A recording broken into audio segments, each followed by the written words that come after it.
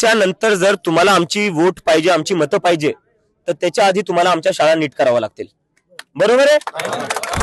5 वेळेस निवेदन दिले यांनी, गावकऱ्यांनी 5 वेळेस गावकऱ्यांनी निवेदन दिलेले. त्याच्यानंतर काढण्यात नव्हतं आलं. का नव्हतं काढण्यात आलं? जे शिक्षण अधिकारी मला त्यांना विचारायचं, त्यांच्या घरच्या मुली, त्यांच्या घरचे मुलं जर या शाळेत शिकत असल्या आणि त्यांच्या क्लासरूम मध्ये एखादा पुदाडा प्रिन्सिपल झोपलेला असता, दारूच्या बॉटल्या घेऊन बसलेला असता, तर त्यांनी सहन केलं असतं का? ते ह्या गावकऱ्यांनी का सहन करावं? आणि 5 वेळेस निवेदन देऊन सुद्धा का नाही काढण्यात आलं? शिक्षण अधिकारी काय झोपलेले होते का इतक्या दिवस? आता जाग आली आहे त्यांना, जेव्हा आंदोलनाला बसलेले आहेत. तुमचे स्वतःचे मुलं तुम्ही प्रायव्हेट स्कूलमध्ये टाकता, तुमच्याकडे जबाबदारी आहे सरकारी स्कूल सांभाळायची. तुमच्याही मुलांना इथं टाका. जेवढे शिक्षण अधिकारी आहेत त्यांनी सगळे आपल्या मुलांना सरकारी शाळेत टाकलं पाहिजे. मग त्यांना कळेल या गावकऱ्यांच्या मुलांना काय झेलावं लागतं इथं. तो जो प्रिन्सिपल आहे तो देशी दारूची बॉटल घेऊन इथं मुलांसमोर बसायचा, इथंच झोपायचा. किती भयानक आहे. तुम्ही सांगा की आता काय काय करायचं यांनी? यांचं ऐकलं कोणी तयार होतं?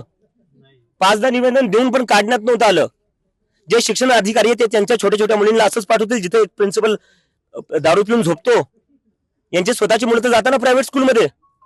कुठला शिक्षण अधिकारी आहे, कुठला प्रिन्सिपल आहे जो स्वतःच्या मुलाला सरकारी शाळेत टाकतो? सांगा मला. आहे एकतरी? आहे का एकतरी? या सगळ्यांवर जबाबदारी कशाची? या सगळ्यांवर जबाबदारी आहे सरकारी शाळा चालवण्याची, सरकारी शाळा नीट चालवण्याची, ठीक करण्याची. पण यांचे स्वतःचेच मुलं कुठे टाकतात? प्रायव्हेट स्कूलमध्ये टाकतात. तर मग हे कसं काय लक्ष देतील इथं? यांच्या मुलांचा भविष्याचा प्रश्नच नाहीये. प्रश्न कोणाचा आहे? इथं जे कामगार बसलेले, शेतकरी बसलेले, त्यांच्या मुलांचा भविष्याचा प्रश्न आहे. तर यांच्या मुलांचा जो जीव आहे, यांची जी व्हॅल्यू आहे ती कमी आहे का शिक्षण अधिकाऱ्यांच्या मुलांपेक्षा? सर, आता प्रश्न असा आहे, 15 ऑगस्टला तुम्ही सगळं अभियान सुरू केले. देशभरामधनं, जिल्ह्यामधनं, मराठवाड्यातून, महाराष्ट्रातून तुम्हाला फोन येते. काय काय शाळांचे प्रॉब्लेम्स पुढे आलेले आहेत प्रामुख्यानं? पहिली गोष्ट, आपल्या देशाला स्वातंत्र्य होऊन 80 वर्ष झाल्यानंतर आपल्याला साधं पाणीही देता येत नाही आपल्या मुलांना शाळेत प्यायचं. बसायला बेंचेस देता येत नाहीये, वॉशरूम नाहीये, ब्लॅकबोर्ड नावाची काही कन्सेप्टच नाहीये, भिंतीला रंग मारून चालू आहे सगळं. कशाचं तुम्ही विश्वगुरु म्हणता आणि काय म्हणता? जर तुमच्या देशातल्या गावातल्या मुलांना तुम्हाला पाणी द्यायची सुविधा नाहीये, वॉशरूमही त्यांना देऊ नाही शकत तुम्ही कशाचे मोठे मोठे दावे ठोकता बाहेर देशात जाऊन? सगळ्यात आधी ह्या बेसिक फॅसिलिटीज तर ठीक करा. देशामध्ये आणि महाराष्ट्रात पहिल्यांदाच विद्यार्थ्यांवर रिपोर्टिंग करण्याची वेळ आलेली आहे. तुम्ही कोकणामध्ये पाहिलं असेल किंवा पश्चिम महाराष्ट्रात विद्यार्थी आता खड्डे दाखवत आहेत, म्हणजे जेनजी रिपोर्टर होत आहेत. होच लागेल ना. जर आपण एकंदरीत पाहिलं, जी मेनस्ट्रीम मीडिया या देशाची, त्यांनी मुद्दे उचलले का? ते शाळांवर बोलले का? शिक्षणावर बोलले का? त्यांचं काय हिंदू मुसलमान, त्या हिंदू मुसलमानाच्या डिबेट्सनी शाळा नीट होणार आहे का आमच्या मुलांच्या?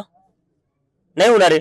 त्यांच्यावर तुम्ही बोलणंच नाही. जर मीडिया जनताचा आवाज बनणार नाही तर जनताला स्वतःचा आवाज बनावा लागला, आणि तेच करतायत ते मुलं, कारण की त्यांनी अपेक्षा सोडून दिलेली आहे.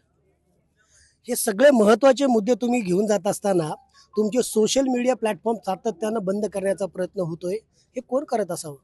हे तर तेच लोक आहे ना, ज्यांना शिक्षणाचा त्रास आहे, ज्यांना त्रास आहे की सरकारी शाळा नीट नाही झाल्या पाहिजे. कारण की जर सरकारी शाळा नीट झाल्या त्यांचे धंदे सगळे बंद होतील. यांना डोनेशनचा पैसा कुठून येईल? यांच्या ट्रस्ट कशा चालतील ज्या इतक्या आहेत? त्यांना त्याचा त्रास आहे. कोण लोक आहेत ते? जे सत्तेत बसलेले. पुढची आता ह्या शाळांच्या संदर्भातली भूमिका काय? कारण शिक्षकांच्या जागा रिक्त आहेत, अधिकाऱ्यांच्या जागा रिक्त आहेत. अशा कठीण परिस्थितीमध्ये तुम्ही कसं हे पुढे घेऊन जाणार?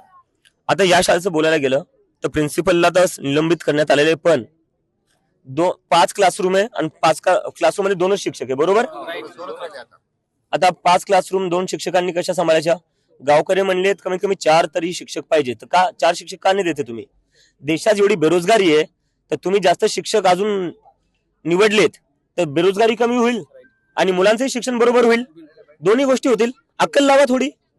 एक शेवटचा प्रश्न आहे, शाळेत शिक्षक नाही मात्र नाशिकमध्ये कुंभमेळाव्याची जोरात तयारी सुरू आहे. नाही, ते करा तुम्ही, तुम्हाला जे करायचं ते करा, पण आमच्या शाळा तरी ठीक करा.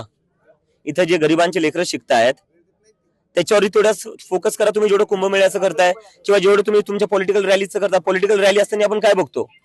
सगळे रस्ते चकचकीत करण्यात येतात, सगळे रस्ते धुण्यात येतात, सगळीकडे कलर मारण्यात येतो, मोठे मोठे बॅनर लावण्यात येतात. तेवढेच म्हणजे शाळांवरही का नाही घेत तुम्ही? तुम्हाला फक्त तिथंच मेहनत घ्यायची का जिथं तुमचे चेहरे तुम्हाला चमकवायचे? तुमचे चेहरे लावा या शाळांवर, चमकवा ही शाळा. का नाही करत आहे? मुख्यमंत्री देवेंद्र फडणवीस आणि शिक्षण अधिकारी दादा भुसेंना तुम्ही आता इथून काही आवाहन करणार आहात का? मी सगळ्यांना, फक्त त्यांनाच नाही, मुख्यमंत्र्यांनाच नाही, हे मी सगळ्यांसाठी म्हणतोय, याच्यानंतर जर तुम्हाला आमची वोट पाहिजे, आमची मतं पाहिजे, तर त्याच्या आधी तुम्हाला आमच्या शाळा नीट कराव्या लागतील. बरोबर आहे?